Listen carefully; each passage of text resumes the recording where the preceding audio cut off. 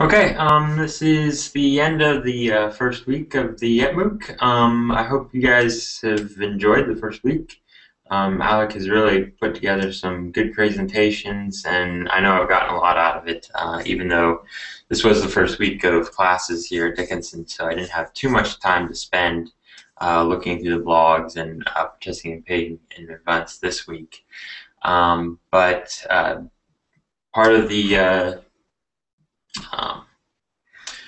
event or the etmooc this week was sharing and curation and basically just getting your stuff out there. So what I thought I would do is sponsor a hangout, just showing what tools you use, what tools I use, and just showing some of the cool stuff that's out there that makes just everyday life as an educator a little bit easier. No one's joined the hangout as of yet, but basically the same as last week. I'll just go through this, and if somebody joins in, great, they can share what they brought with them. Otherwise, I'll just do this as another vlog, and I'll probably post up a blog to go with it to kind of give more detail. First tool I wanted to kind of show today, I'm just going to switch over to screen share and go through the number of tools that I thought were a little bit more unique than what some other people have posted so far. So I'm not going to go through the stuff that I've gotten a lot of publicity like Prezi or other types of events. And somebody just tweeted, so I'm going to take a look at that. Alright, so hopefully a couple people will join in. If not, that's alright. I've got both screens up, so if you do join in, I'll be able to see when you come in. Just send me a note if you want to present something, and I'll turn things over to you and let you show us your tool. So without further ado, I'll get to the first thing I want to share. And my Air server is not quite working, so at some of the sections I'll just be holding up my iPhone to kind of show you some of the apps that are have a iPhone or iPad correlation with it. Okay, so the first app that I'm going to show you, it's called SoundCloud. It's this really cool tool that is basically lets you just grab bits of sound and share it with the world. It can be like a whole song, it can just be a thought. You can do on-the-spot interviews with people. If you've got this thing in your head and you just don't want to forget it, you can throw it up on SoundCloud as private, so that you can kind of store that idea for later, or you can put it out to the whole world. So it's kind of like a Twitter for audio. And then you can also share it with Facebook or Twitter, or post it onto your blog. You can also post it out there so that people can add audio back to you as well. So this is iCloud, and I've got a couple streams up there for myself. Let's just play one. I was demoing this before. And you can just record what I'm saying, or you can upload any type of video to, if you just log into SoundCloud, you can upload an audio piece to SoundCloud, and then when you're done, it'll, that way if you want to do something that's a little bit higher quality than what you're going to get off of and it'll just play like that. And you can track other people just like you track people on Twitter. You can search for different sounds.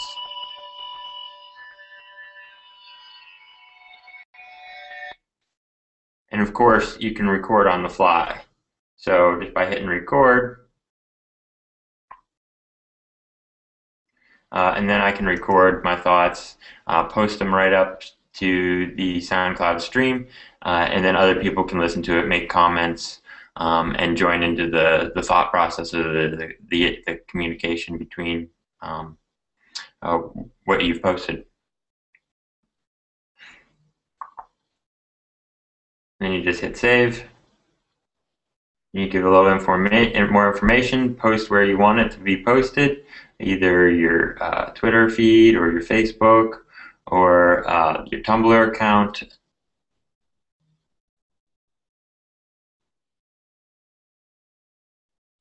And it posts straight up. So, and there's an online element to it as well, so you can log in and manage your account through the website, and it's just soundcloud.com. There's a similar one called AudioBoo, which is very similar. It does a lot of the same things, but personally I just like the way SoundCloud works better than AudioBoo. This app's been around for a while now. It's called EyeJot, but a lot of people I think have forgotten about it, but it's still out there, works really great. Whatever site that you linked into it, it'll have the EyeJot on the top of the website and the website underneath it. So you have both elements there. So it's a really nice tool. And basically you just use a bookmarklet, and you just drag that bookmarklet up into the your web browser of choice, and when you click that, it'll automatically prompt the EyeJot to begin. And there's the bookmarklet, and it'll tell you how to install it on whatever browser that you're using. And I'm not going to allow it to use my camera just because I'm already using that for the Hangout. But you can see that the EyeJot window just pops up, and you can send it to whatever social network you want, or email it to anyone. There's the URL for whatever website you're talking about, and then you put in the email address, or you set up whatever social network you want to send it to.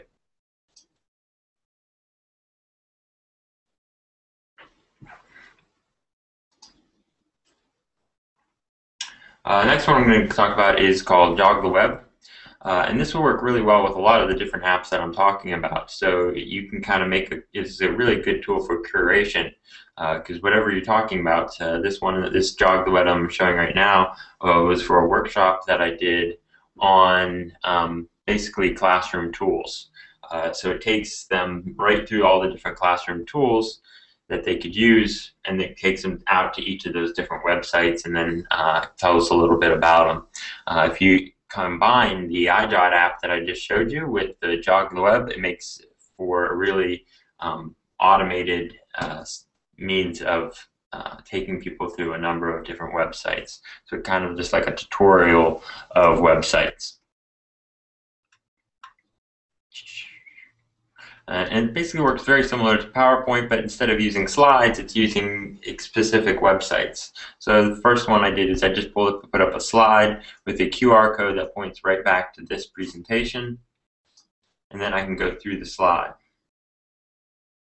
So that first one talks about URL shorteners. So my first website takes you out to Bitly. Bitly is a great URL shortener. Basically, if you have this really long link, it'll shorten it down. And then it'll also give you a QR code, so you can kind of see who's using that link, and it also gives an easy means for people to access that link. And so you can just go right down through the different sites. It's just a really nice tool. Highly suggest using Jog the Web. This next tool is called Wallwisher. It's very similar to the Blackboard Collaborate, how they were doing the slides, and basically anybody could just post whatever they wanted to.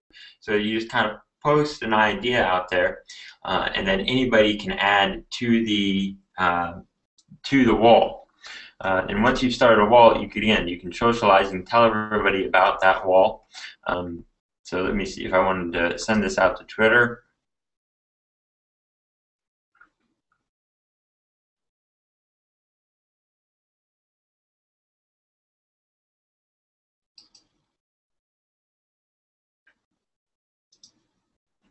Could add on the etmooc tag.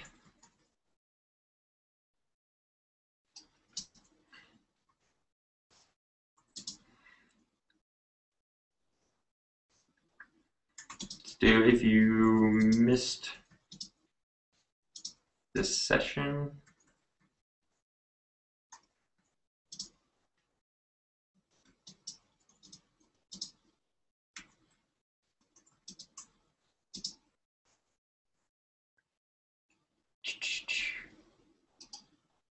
And then I just gotta log in.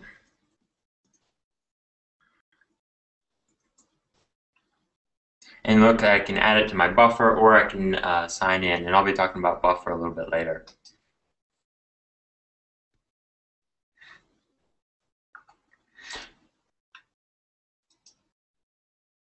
So now that's going to go out, and anybody that wants to click on it then can have access to this wall, and they can post their own ideas and thoughts of different tools that they've found useful with the rest of the community. And that's called Wallwisher. Somebody just posted on Google Plus what tool I was using. I think they were referring to Wallwisher, so that's called Wallwisher. It's wallwisher.com. And again, I'll add these all to that wall. I'll add all the different tools so that you can get that information there. The next one I'm going to show you is called TinyGrab. It's a great little screen capture tool that you install on your computer. So what it does, it automatically takes the screenshot and saves it on your computer, but it also instantly sends it to the internet and copies into your clipboard a short URL that you can then paste into Twitter or Facebook or anywhere else on the web that you want to share it. So if I wanted to grab a screen capture of TinyGrab here, the website, I can just do a normal screen capture. But, basically what it does, it automatically gives you the short URL, and then you just paste that into Google Plus or your Twitter account or whatever means to share the screenshot that you want to use. I use this a lot in troubleshooting. Somebody will ask me a quick question, and I'll do a TinyGrab and then shoot the email out to them. That way it's not actually sending the image in the email, or if I'm sending the reply via Twitter, they can just click the link and they can see the screenshot that I captured.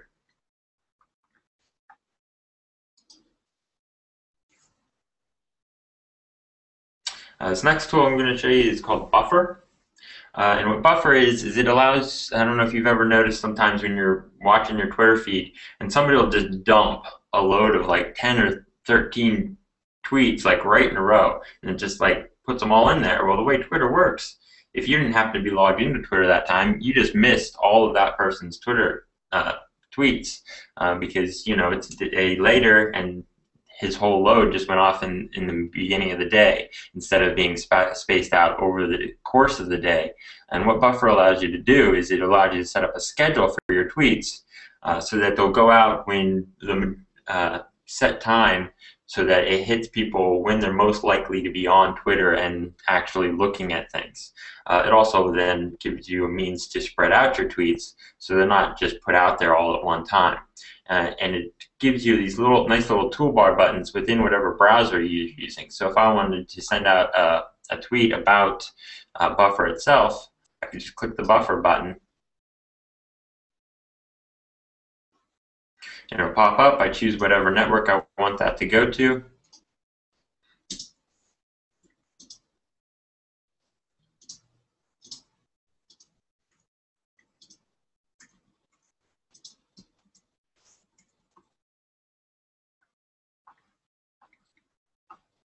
And then I add it to my buffer.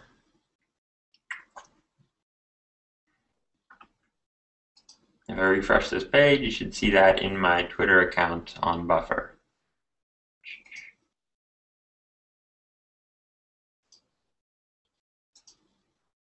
Yeah, so there's the tweet. It's waiting. It's going to go out at 1 o'clock.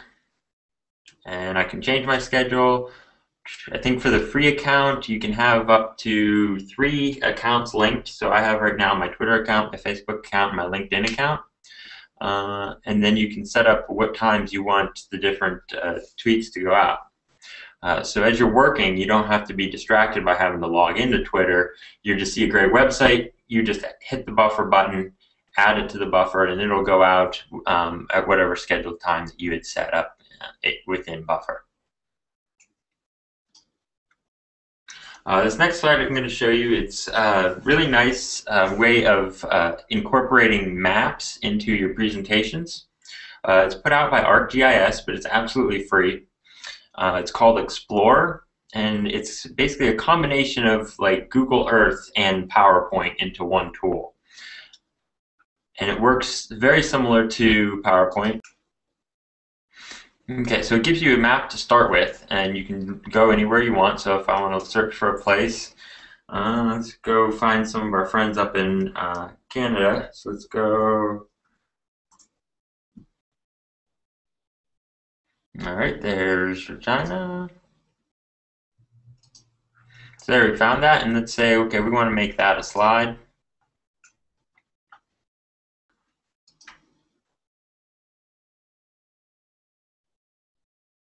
There we go. So now I switch back over to presentation, and I can add this into new slide into my presentation. and click to add a title.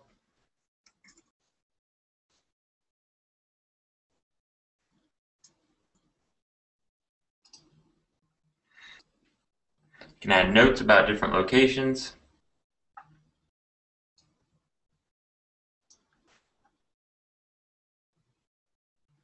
And the real power of this is when you get your presentation done, you don't end up with just a static slide. You can zoom in and zoom out just like you would with something like Google Earth. And you can also put layers down on top of it. You can put different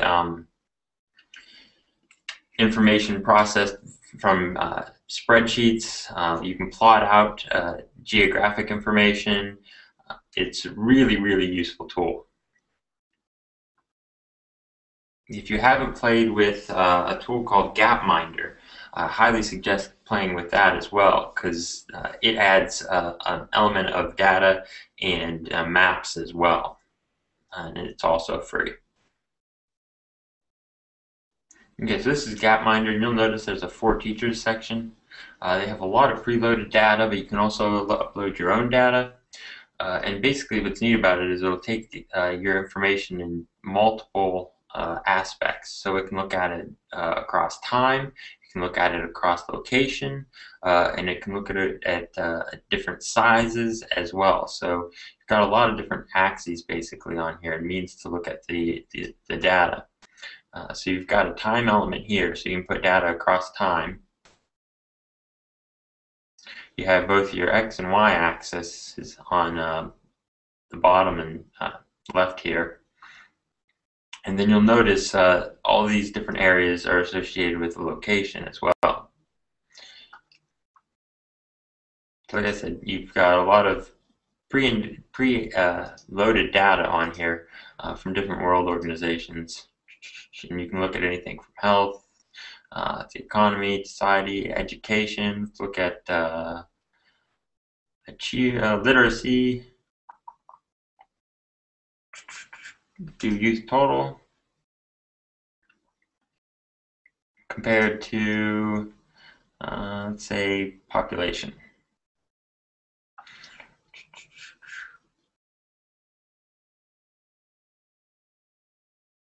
Let's do, again, since we're looking at youth, let's go 10 to 14 here. And then you can kind of see how that goes again with time.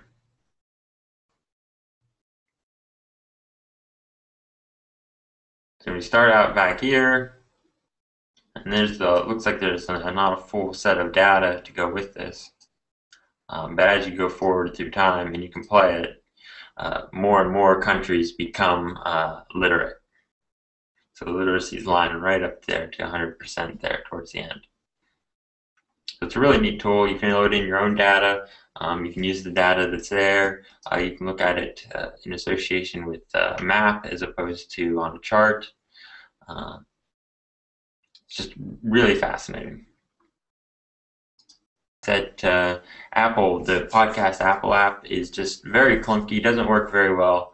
And the Downcast app is just much better. It still has all the podcasts in there, so you can find your favorite podcasts.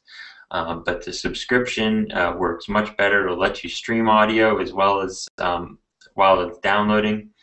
It remembers actually where you are within. It allows you to create playlists of the podcasts, and automatically subscribes to the stuff that you like to listen to. So if your podcast not like I am, highly suggest using Downcast. All right, so I'm going to switch back to myself, seeing how no one else has joined in on the Hangout. And kind of just sign off here because I haven't had anything on the event either.